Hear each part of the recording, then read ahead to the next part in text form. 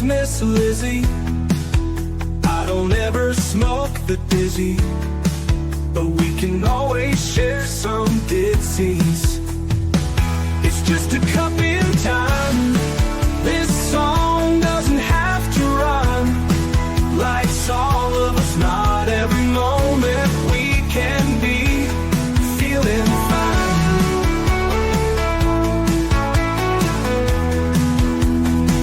I wanna share a moment, just a second if you will, maybe even a cup of thrill.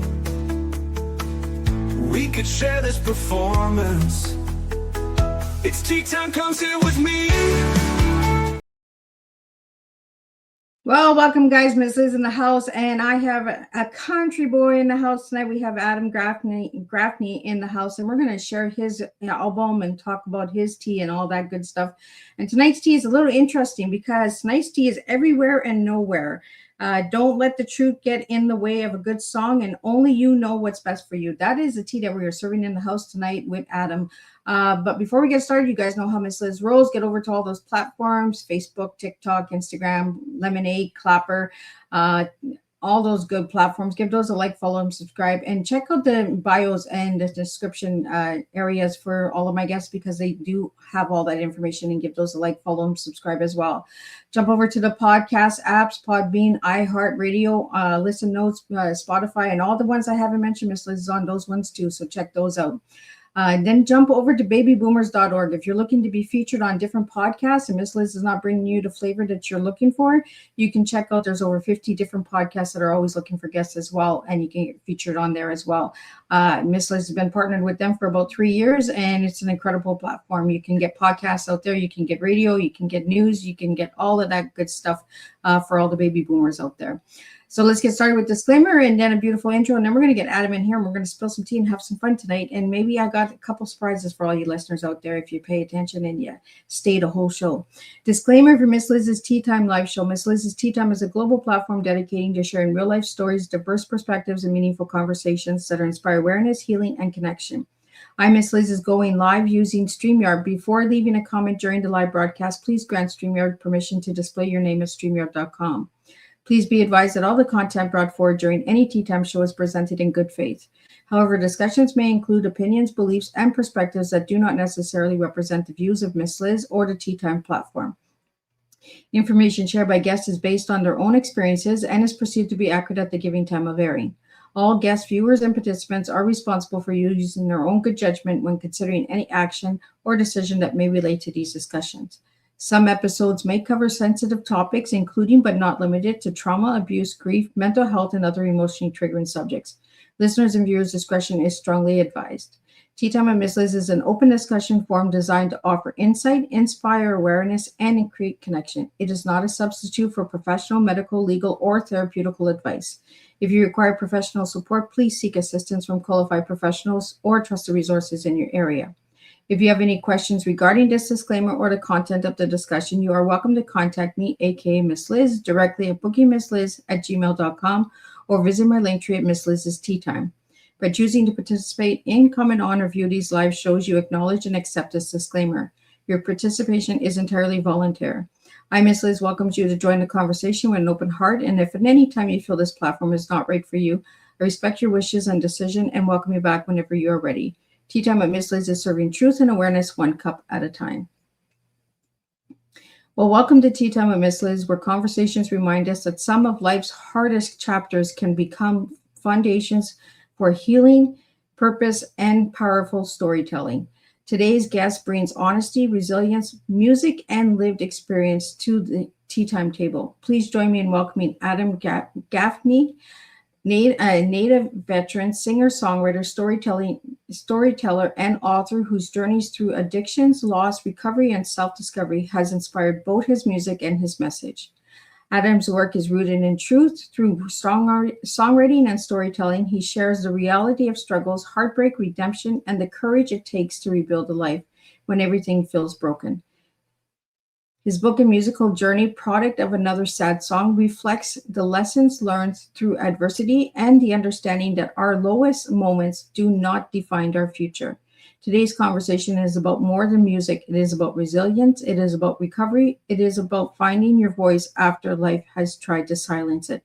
Today's Tea Time will explore addiction and recovery, mental health and resilience, music as healing and self expression, life after loss and adversity, finding purpose through storytelling. Adam reminds us that every scar carries a story, and every story has a potential to help someone else feel less alone. So grab your cup and join us for a powerful conversation filled with honesty, hope, healing, and real life tea, truth, experience, and awareness. So let me get Adam in here and let's spill some tea together. Welcome, Adam. Hi, how's it going? It's going Hello good. again. I just seen you like 2 minutes ago. Yeah. Long time no see, right? Yep. So, Adam, tell us a little bit about your story, who you were as a little guy and who you are as an older man now. I'm from a really small town in Illinois called Litchfield. It's about 5,000 people there. It's like a farm town. Yeah, I grew up, I don't know. I guess for there it was a pretty normal looking childhood, it's not much going on in that town, not much art going on. But there was St. Louis is about an hour away. And as I got older, I ended up living in St. Louis I actually lived there the last 10 or 12 years. And I just recently moved to Arizona. My girlfriend and I, we bought some property down here. So we live down here. Basically, the Mexico is my backyard. So we're pretty far away from anybody, which is kind of nice now. So, Adam, as a little guy, were you always into music? Yeah, I always loved music growing up, and I actually originally started playing drums when I was about 10 years old. That was my first instrument, and my mom taught me how to play when I was young.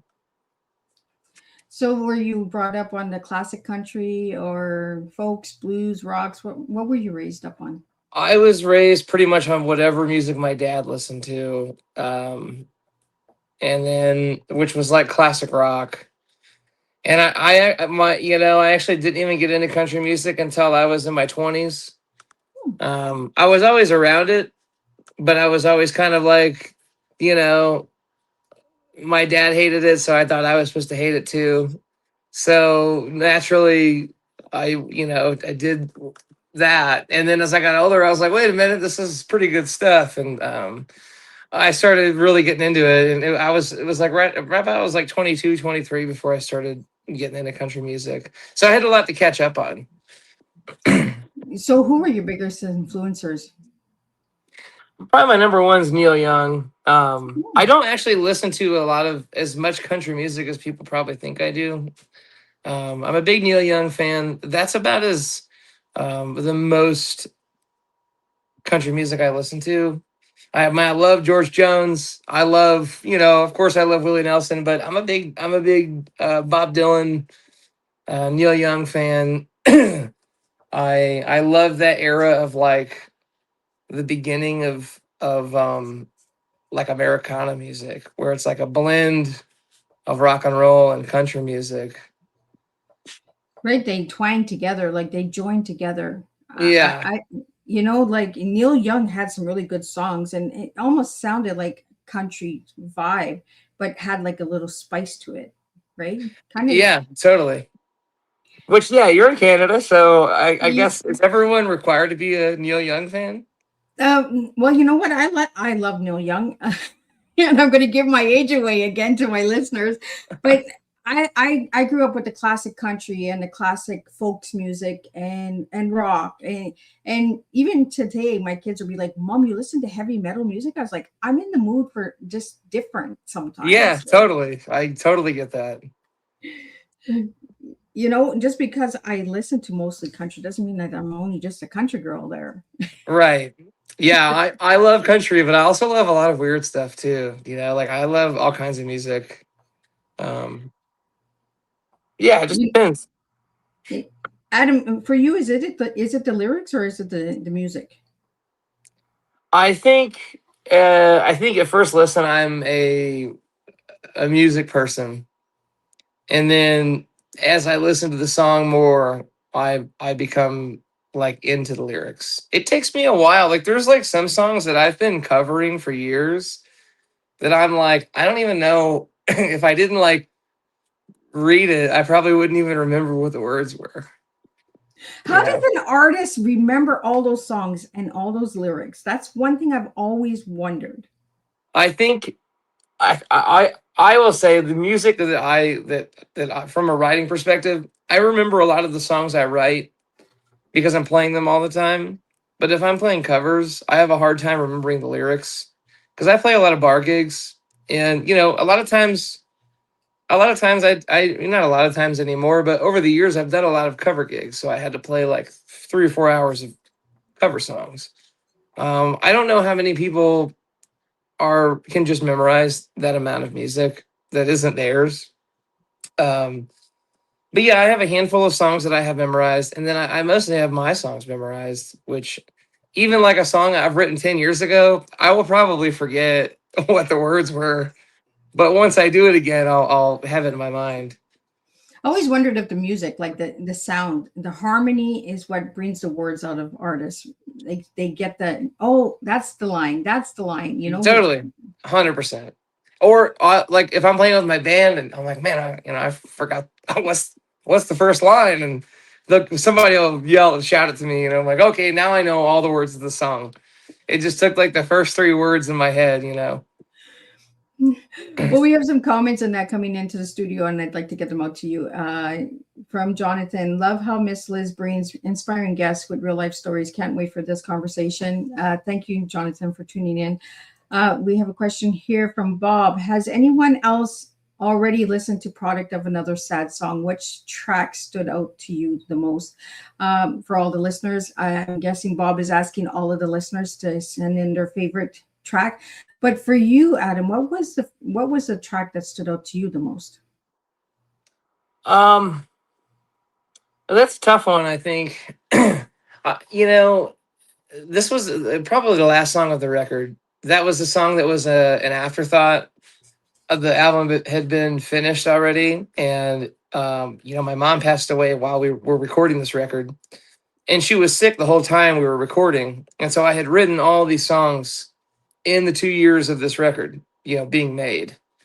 So I really wanted that last song on the record, and we kind of added it after everything was finished. And I was like, well, let me just go in and sit on the piano and we'll just do it.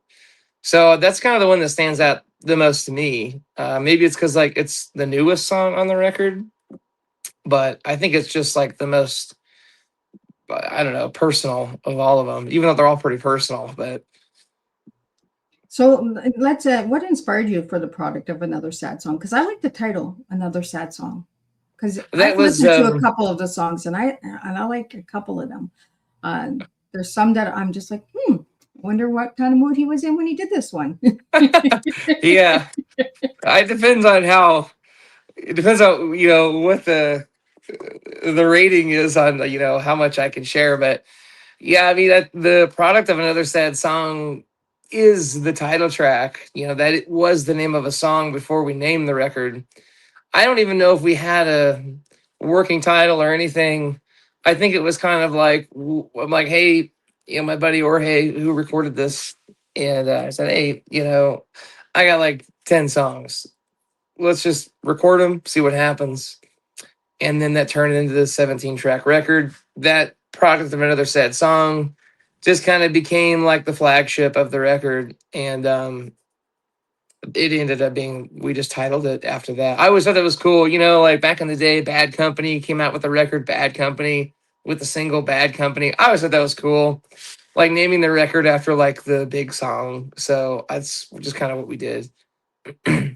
So how did you get 17 tracks? Well, it started out at like 12, I think. I had finished Lay Me Down during the recording process. So that song was like halfway finished when we started. And then by the time we got about 3/4 of the way through the record, I said, hey, let's throw this one on. So that song and The Thunder, those two songs were new to my band when we recorded. So we hadn't really played those live very much. And And so at that point, um, that was when my mom passed away. And so I was like, hey man, I want to add this. A couple months go by and I was like, I want to add this final track.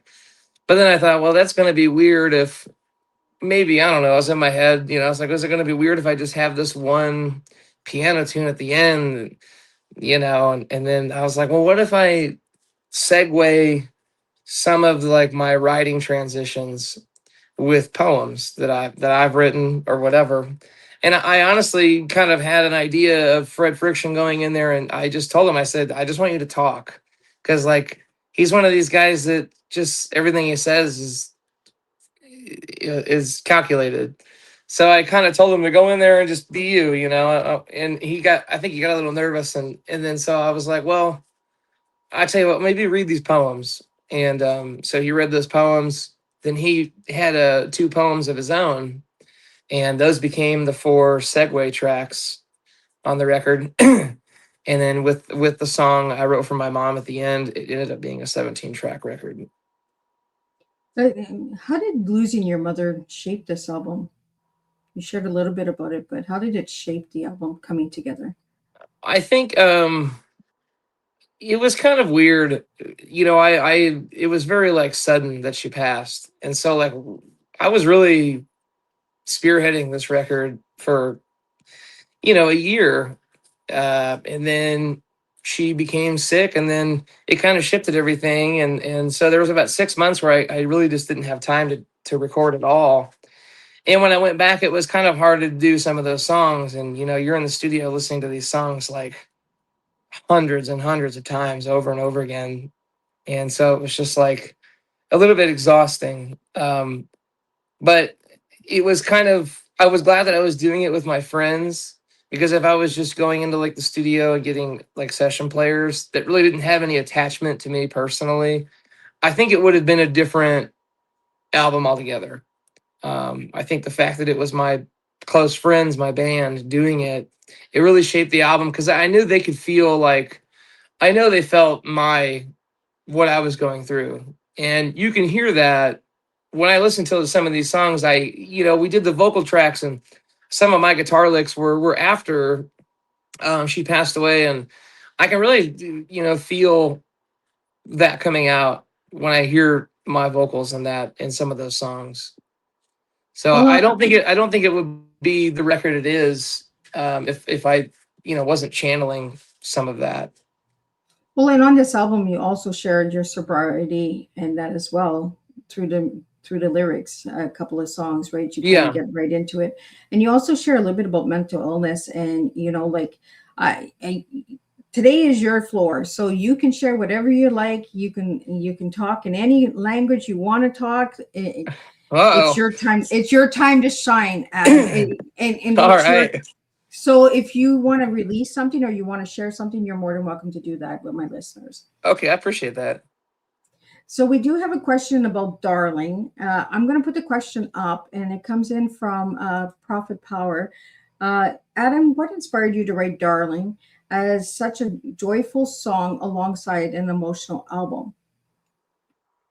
I wrote that song for my partner Christy.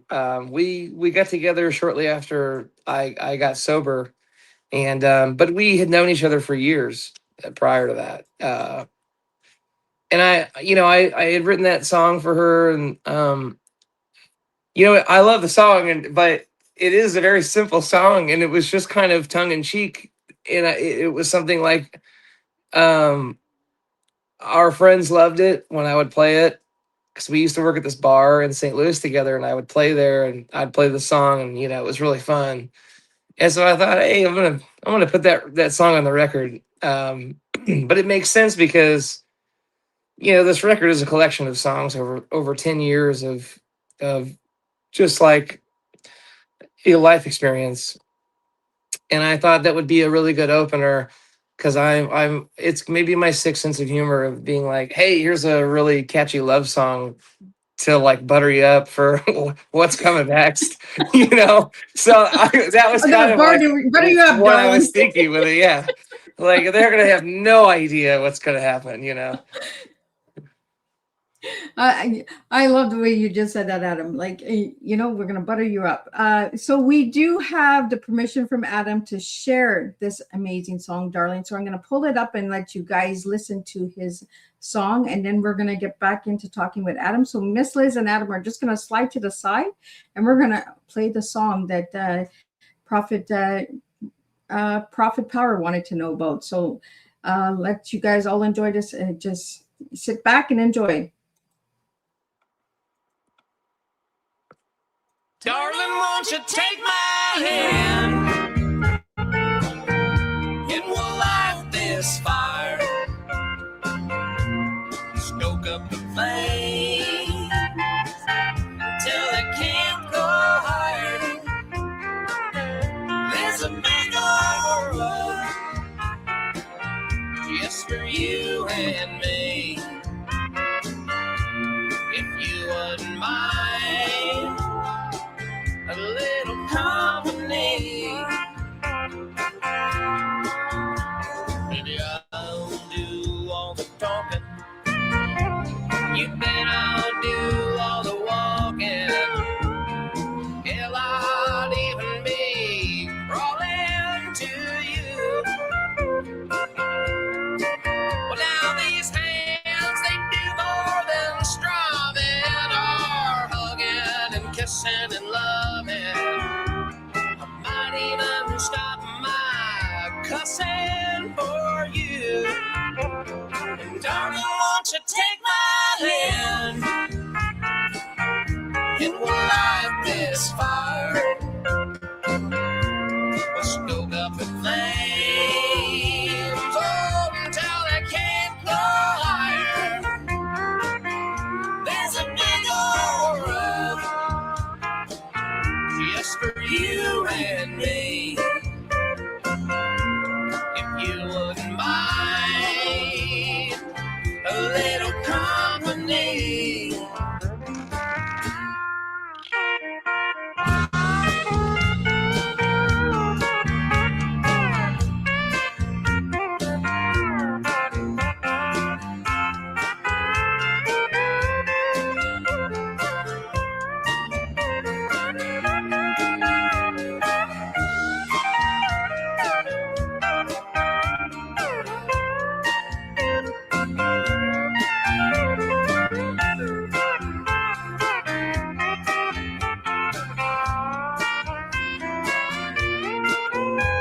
Ever since I quit drinking and stinking, I've been thinking a lot about thinking. I like to spend my days wrinkling away with you. Well, now I may never be a big star, but I wanna be big in your heart. I'll even name my favorite guitar after you. So darling, won't you take my hand and we'll light this fire. We'll stoke up the flames, oh, until I can't go higher. There's a big old road just for you and me. If you wouldn't mind a little company, so darling, won't you take my hand and we'll light this fire. We'll stoke up the flames until they can't go higher. There's a big old road just for you and me. If you wouldn't mind a little company, I said if you wouldn't mind a little company.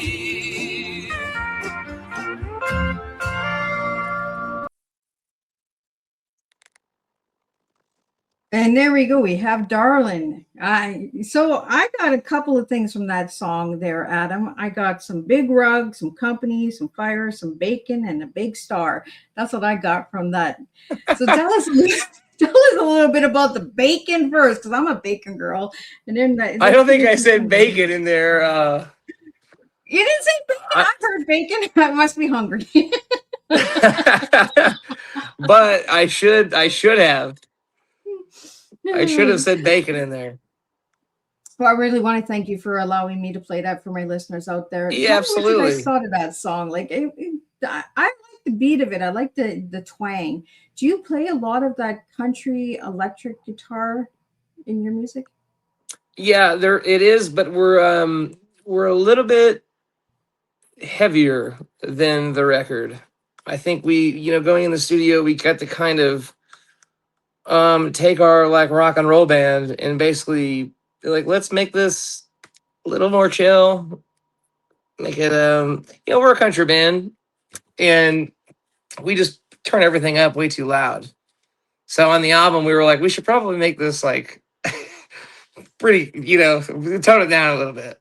So there was definitely a lot of twang and a lot of distortion in the live show, which is really fun. And I always love that with bands when it's like, I love hearing a studio cut and then going to see them live.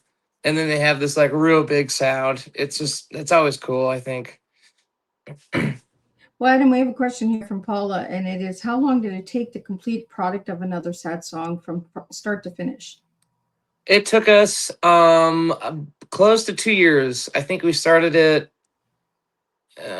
July or August of 24 and ended on Christmas Eve of 25. So yeah, I guess about a year and a half. Then we have a question here from your Mola. I'm not sure how. Was there one song on the album that was the hardest emotionally to write? I think probably the last song of the record. There were some difficult ones in there, but that one was definitely, and that was the freshest one. So that's probably the one I'm gonna relate to the most at the moment. So Adam, what role has sobriety played in your music and life today? It's definitely changed my songwriting. I've always noticed that in some songwriters that I look up to, where you can almost see the shift, like BJ Barham of American Aquarium would talk about Jason Isbell and say, like, when Jason got sober, he cut all the fat off his songs. And I kind of see that now that I don't drink anymore, and writing, as being sober and writing, it's not just like, oh, I'm going to slap something together that sounds cool. It's like, how do I make this, how do I get this message across without being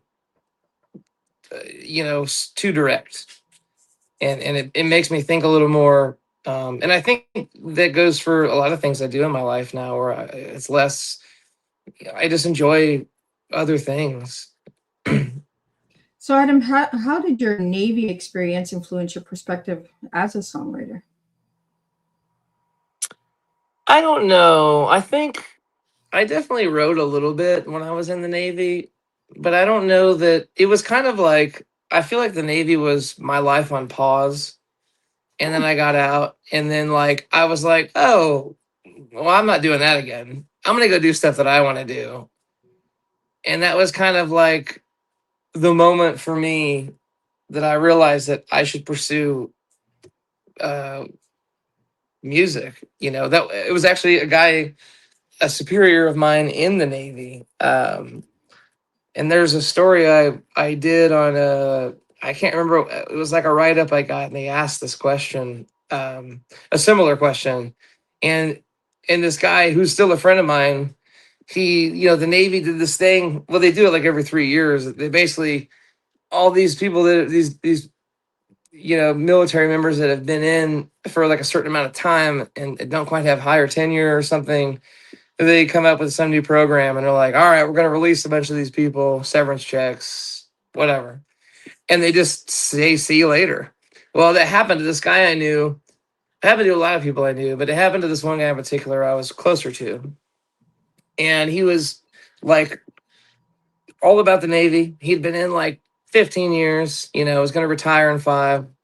And then he got ERB'd, and then like his whole perspective changed. And he was, he just sat me down one day. I don't, it's not like we'd ever really had many personal conversations. Like I've never heard this guy open up before. And he started talking about music, and he was asking, because I don't know how we got on the topic of it, but we were, and I was like, yeah, man, I'd really like to play music. And he's like, man, you should just get out and do it. And that's exactly what I did. And he just ordered 2 T-shirts like a month ago. So we still talk now, and we chit chat every once in a while. And he's still in Washington, which is a ways for me. But anytime I'm up there, I always try and link up with him again. Yeah, that was kind of how it pushed me to do it. So did you use your time in the Navy to release and like express through songwriting? Like, was that your way of storytelling, was through songwriting? I think so. I think that was, I kept a diary when I was on deployments, and I don't look back at it that much, but every once in a while I do. And, I find these little poems or something I wrote down, or songs. And at the time though, you're talking like 2010, 2011, 12, 13, whatever. It was a different time. Like when I came in, Don't Ask, Don't Tell finally got repealed. And it was like, there's this like macho masculine thing, which I'm sure it's still in there now, but guys didn't like write poems in the military. It was like, it was just, and so it was just something I did kind of and kept to myself. And then, but I didn't realize what I was doing until later, but I was like kind of honing my craft. And they say your first 100 songs are, your throwaways. So I was kind of getting those out of the way. And that's kind of how I look at it. I've never used any of those songs really, but I've used like pieces of those songs in songs that I've written now. But I think that for me was just kind of learning how to write and keeping my mind off, being in the Persian Gulf for 8 months. So it was just something to get away.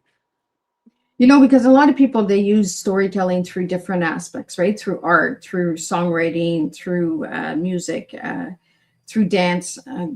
Did you find that you writing lyrics helped to get over certain traumas in life? I definitely think so. Yeah, and that's kind of, I think that's what's driven me to write the way I write now. Is it's a therapeutic thing for me, more so than it is like filling a dance floor. I don't. If I write like Darlin, like it's funny because it's at the beginning of the record, but it's like one of those songs where, it took me 10 minutes to write it, but Product of Another Sad Song took me like 10 months to write it. And so, yeah, I definitely run into hiccups playing bars sometimes because I can't always play really sad songs. People want to like dance and move, so it does make it tough. But my songs are definitely like personal therapeutic things that I've written. We have a question that just came in from Kyle. Did your songwriting style change after experiencing such significant life events?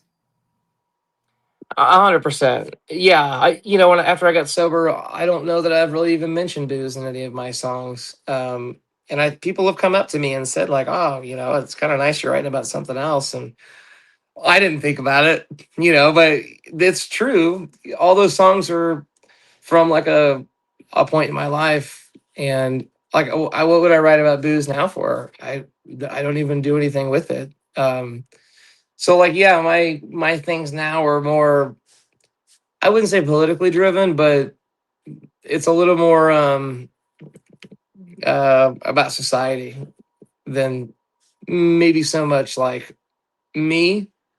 And I think that's where there's been a big shift in my songwriting. Like my next record, I have another one I'm doing, and it's basically a record, like a grief record that I wrote.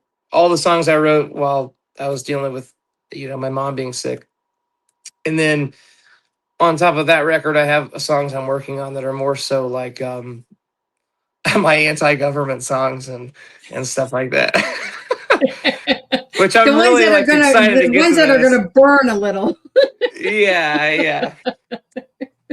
I'm sure people back in Litchfield, Illinois are gonna rant and rave about it. But that's how we make a difference, right? By getting Totally. that voice out there and getting that opinion. And that's why I said, like in the beginning of the disclaimer, is we all have different perspectives. Doesn't mean we can't get along with each other. Yeah. We all bleed red. Like we're all human beings at the end of the day. So it doesn't matter. Like, but it seems that music does this, right? It makes this political argument sometimes, where people will be like, I'm not listening to that artist anymore because he mentioned this and he mentioned that, or she mentioned that. Yeah, but they still listen to Elvis, right? Like the Dixie his Chicks. wife I'm was not like ready to be 13 nice. years old. Yeah, Elvis had a way of expressing himself too, and he was a naughty boy. He wasn't a good boy. So no, but that's the thing, is like you can't pick and choose who's a piece of shit and who isn't. Like everybody's made poor choices. I mean, maybe not that bad, but like like just because you disagree with somebody on one front doesn't mean like to just cancel them entirely. But like it's gone so far now, it's kind of a double standard, I guess, is what I'm getting to. It's like I'm not gonna listen to Bob Dylan because he leans progressive and whatever, but I love the King of Rock and Roll. Like, where do you draw the line then? How does that make sense? Well, it's kind of like the new country and the old country, right? A lot of people are like, well, I don't like the new country because it's replacing the old country. No, it's not. It's just upgrading. It's like life. We're all upgrading. We're all changing. The society's changing. So we got to stay with the times, right? But that doesn't mean that we can't go back a little bit and bring some of that old style back into the new style. Yeah. So do you feel that the country twang is missing in today's world? I don't know. I don't know that it's missing. I think it is. This could be like a big rabbit hole. I might be getting us down. I like rabbit holes. I'm that girl that likes to go in the holes all the time. Yeah, this is gonna be a deep one. I think a lot of music now, and I think it's been said a lot of times over. But my opinion on a lot of the music now is a lot of it's what I like to call grocery store music.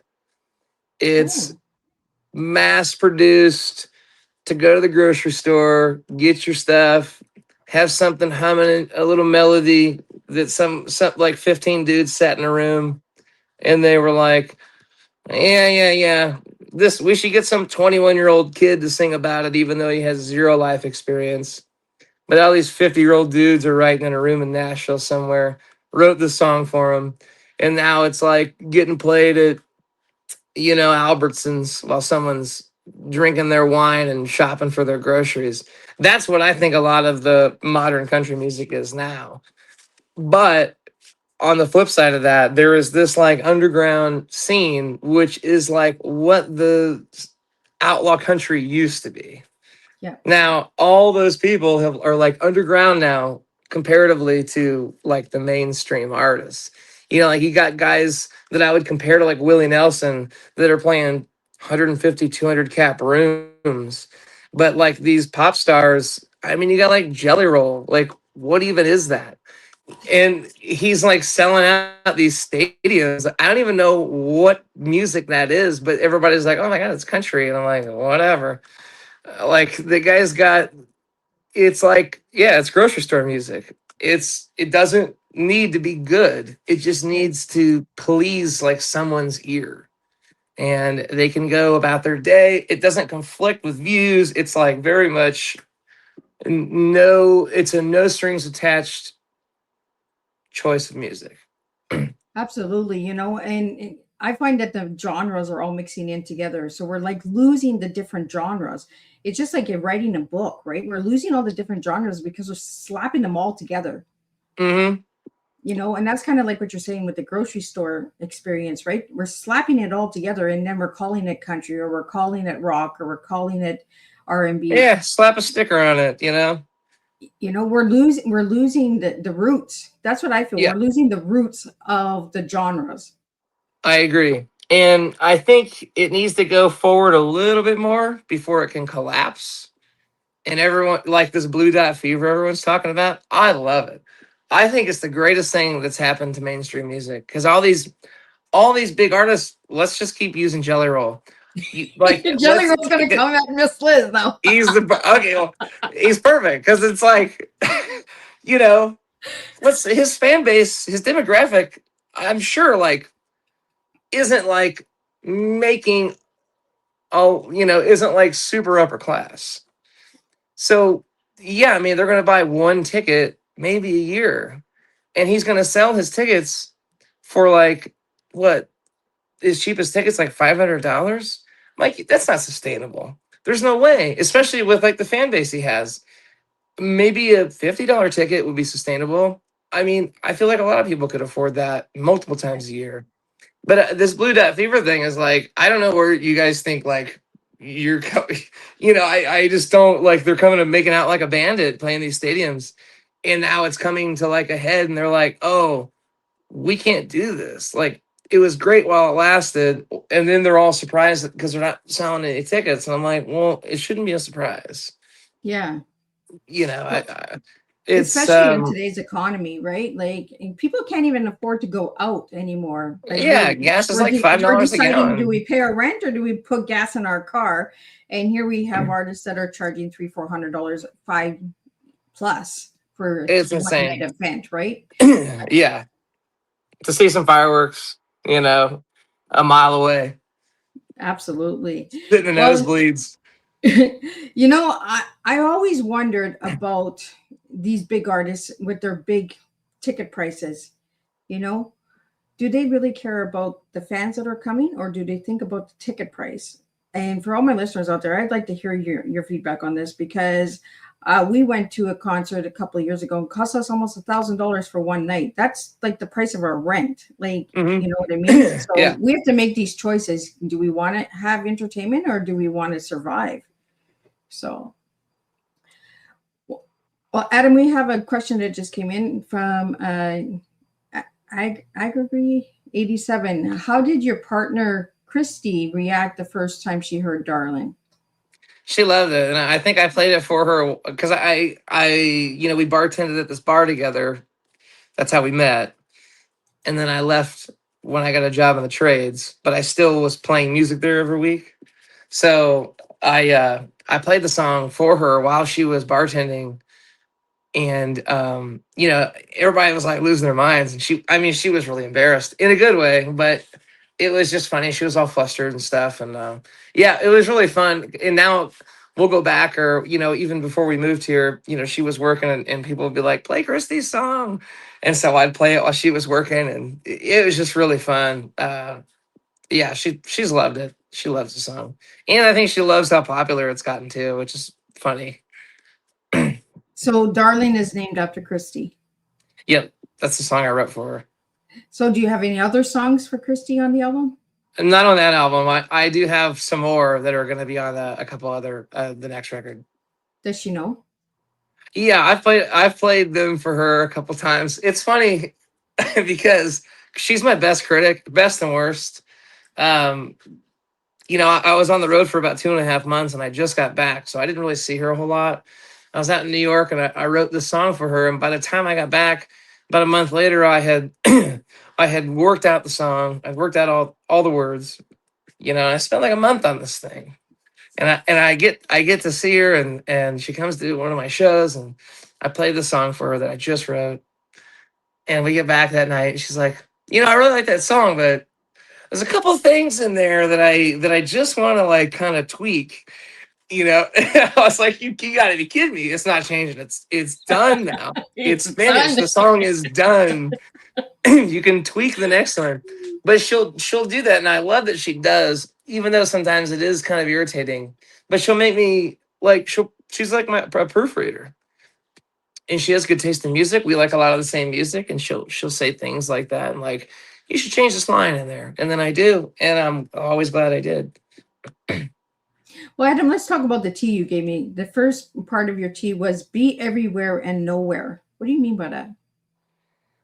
That's like a reference I like to tell people about like the music industry, and you know, there's a large range of artists, you know, between Uncle Terry in your hometown playing the local bar and like Taylor Swift.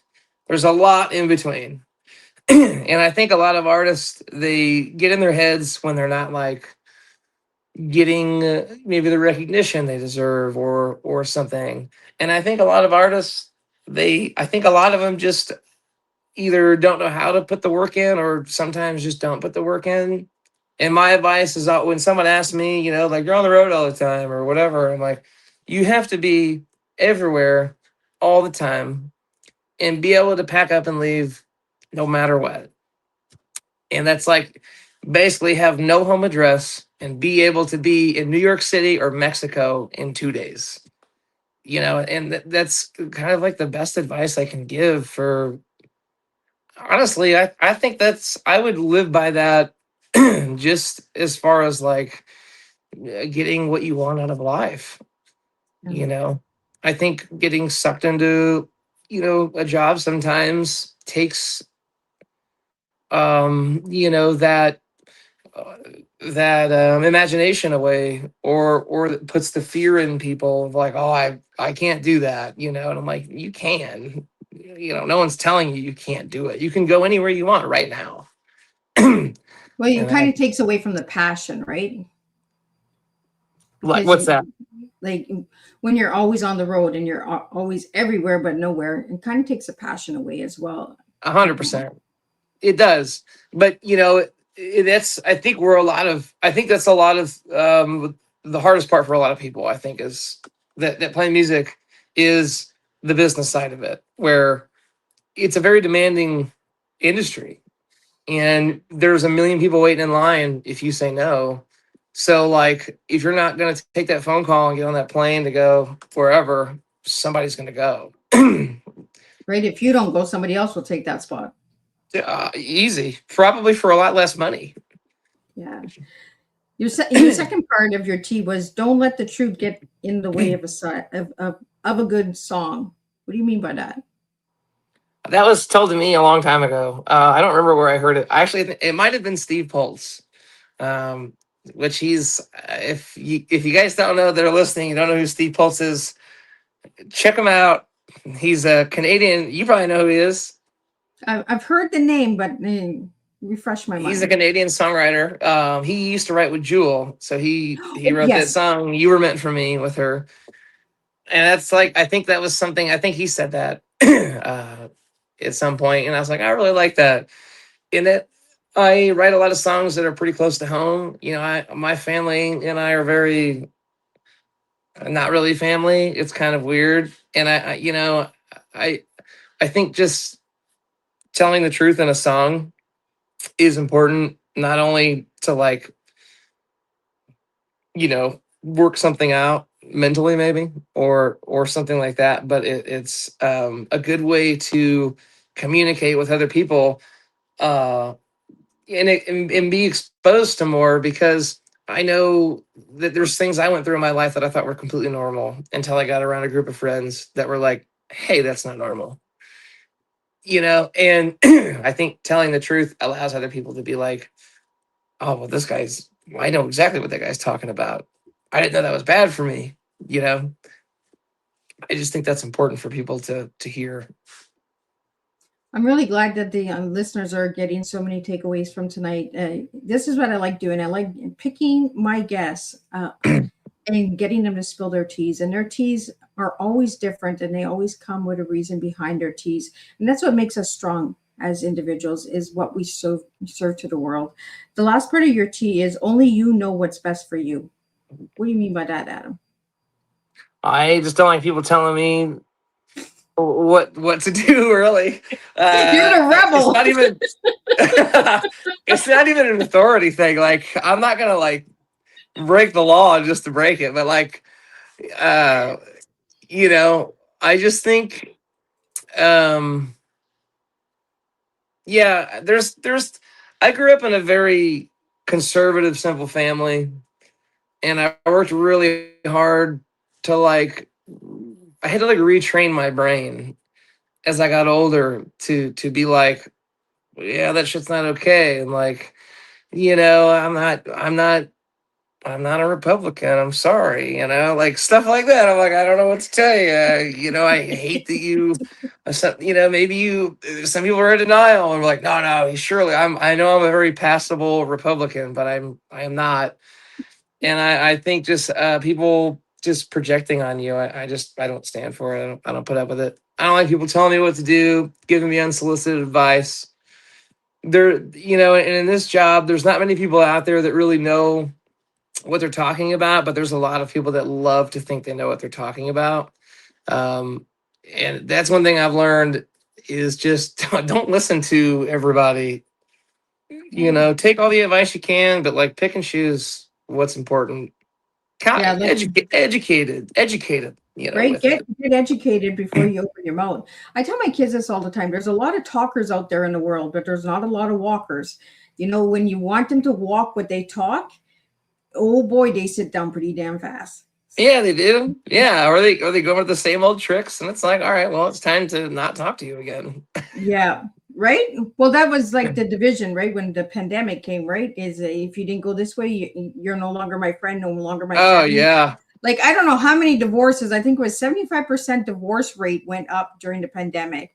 What a crazy time. That tells you right there that there was issues before the pandemic came along. That's what that tells you.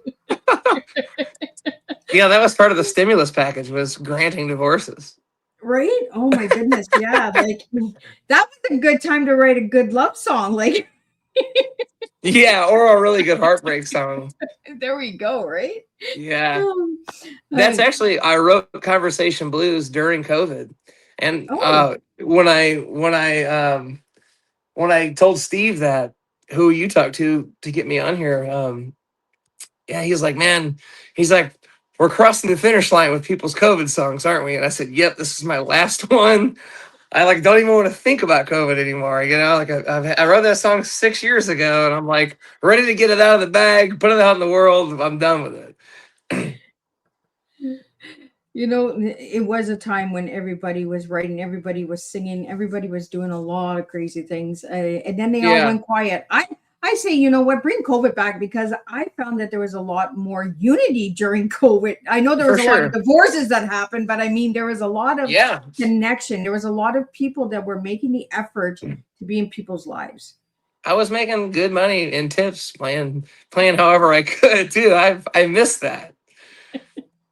Well, right? Do what? Oh, Christy and I, about 3 months ago, we bought this property out here in southern Arizona. So we got like 9 acres out here in the middle of nowhere. And nice. I haven't felt kind of this alone really in a good way, kind of, since COVID really. Because I was living in St. Louis for so long and in the city and now that we're out here, it's just like, wow, I like not seeing my neighbors, being away, we're 10 minutes from town, whatever. So it just kind of reminds me of that, but like without all the bad stuff. Yeah. Well, we have a question here from Russian. Do you have a favorite lyrics from Product of Another Sad Song that still means the most to you? I think it's in the chorus where it's somebody carry me out of this chair, somebody carry me back up the stairs. I wrote that song that was the last song I wrote before I got sober, and I wrote that song at one of my favorite bars in St. Louis, and I was just sitting there, and I remember finishing it like I was like, I want to get blackout drunk, but I'm gonna finish this song before I do. And that was like that bridge or wherever the line is was like the last part of that song before I was like, and I was literally just thinking out loud at the bar, like, will somebody carry me out of this chair and back up the stairs because I live like a block away. Wow, those are deep lyrics. Yeah, I think sometimes I don't realize how emotional some of my stuff is until other people tell me it is, and I'm like, oh, maybe I shouldn't have put that out. But that's what gets a good song out there, Adam, is those deep lyrics. Sure. Because that's what it was back in the 60s and 70s, was good storytelling, was good hard truth, right? Your dog died, you got a divorce, your wife left you. Those were the songs that got people to listen over and over. And even to this day, there are people listening to those songs because they resonate. And those lyrics right there resonate with a lot of people out there that are struggling with addiction and fighting for their sobriety. Adam, we're almost at the end here. I got a couple of lightning bolt questions for you. So just some quick answers, and then we're going to get a final word from you and where people can find all your good stuff. So the first one, guitar, piano, or harmonica? Ooh, piano. Ooh. Yeah. Best place to write a sad song? Oh, at a bar. He's going to say the bathroom. That could, there's a lot of places you can get that done. But bar is probably the best. The honky-tonk or quiet road? Quiet road. One word that defines sobriety for you?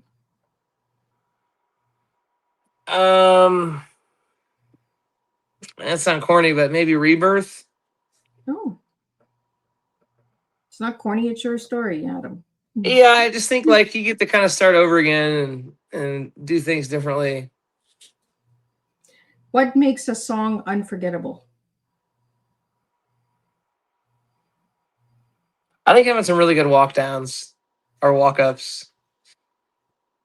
Because something catchy in there. Catchy.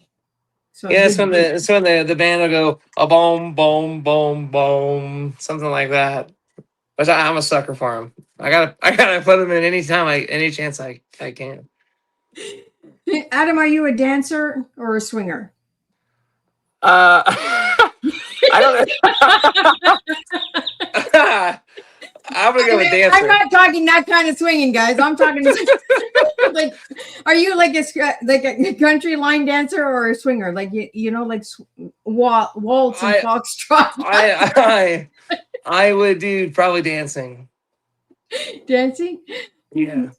And your favorite song to dance to with Christy? Oh, with Christy, I think there's a song by Neil Young called "When I Hold You in My Arms." That's a really good one. A nice little waltzy tune. I like how you went back to Neil Young. We started with Neil Young and you ended with Neil Young. I like that. Yeah, I'm trying to start this myth or rumor that he's my uncle. So people might just start listening to my music more. Well, you never know. We're all related somehow, right? That is true. We're all cousins. We're all brothers and sisters. So, Adam, what is your final message to my listeners tonight? And where can people find your music and all that good stuff? You can find my music on the internet, just Spotify, Apple Music. Check out my link tree. All my stuff is really easy to get to from there. And yeah, I have merch. I've kind of ran out of CDs on this last tour, but I'm gonna try and get some. I'm gonna make some extra money to get some vinyls and stuff like that for people because I like vinyl. Yeah, so I'll have more merch. You can find my merch all in the link tree also. And I guess I think my final message would be, I appreciate everyone listening to this record in the way that it's intended to. I was really worried putting it out because, a lot of music today is like commercial stuff. And so it's nice that I can put something out that I feel is meaningful and people find that same message that I was intending with the album, which is like, kind of a you're not alone kind of message. And I think it's important that people connect, with experience, life experience. And, no one's ever alone. If there's something that somebody's been through, somebody else has either been through it or been through something worse or whatever. And, I think everybody can find common ground on that kind of stuff. Which brings me back to why can't we all just get along? Right? You got to write that song. Why can't we all get along? Yeah. I got a song I started called Everybody's Got a Problem with Everybody Now. That's the Oh, well, song. now that's a Yeah. good song. Yeah. Well, Adam, thank you so much for joining me on Tea Time. Thank you to all the listeners and watchers and supporters. I could not do this without you guys. I always enjoy the comments and questions that come in. If you guys are looking to find out more about the guests that are coming up in July, that press release will be out in a couple of days. We have some incredible surprises there as well, again, in July. Thank you, Adam, so much for joining me tonight and sharing your album, sharing your work, and giving me permission to share your song as well. I'm just going to do a quick recap, and then I'll see everybody tomorrow. Yes, Miss Liz is here on Friday for 2 more shows. It is a full week this week. I have 7 shows this week. So what a powerful and heartfelt conversation today. Adam, thank you for bringing your authenticity, courage, and vulnerability to the Tea Time table. Your willingness to share both the struggles and the victories of your journey reminds us that healing is possible even after life's darkest seasons. Tonight, we explored recovery, resilience, music, mental health, loss, redemption, and the strength it takes to keep moving forward when the roads feel impossible. One of the strongest takeaways from tonight's conversation is this: your past may shape your story, but it does not have to define your future. Through your music and your book, Product of Another Sad Song, you demonstrate that pain can become purpose, mistake can become lessons, and adversity, and can become a source of strength when we choose not to give up. You reminded us that recovery is not about perfection, it is about process. It is about showing up one day at a time and believing that something better is possible. As we close tonight's Tea Time, I leave everyone with this thought: what if the chapters you're struggling through now is not the end of your story, but the beginning of a new one? Because sometimes the most beautiful songs are written after the hardest battles. Thank you, Adam, for sharing your truth, your music, and your journey with the Tea Time community. Until next time, keep telling your story, keep choosing hope, and keep serving real life tea, one conversation at a time. And tonight's takeaway is your struggles do not disqualify you from living a meaningful life. They may become the very experience that helps you inspire, support, and uplift others. I'll see everybody tomorrow, and we'll do this all over again.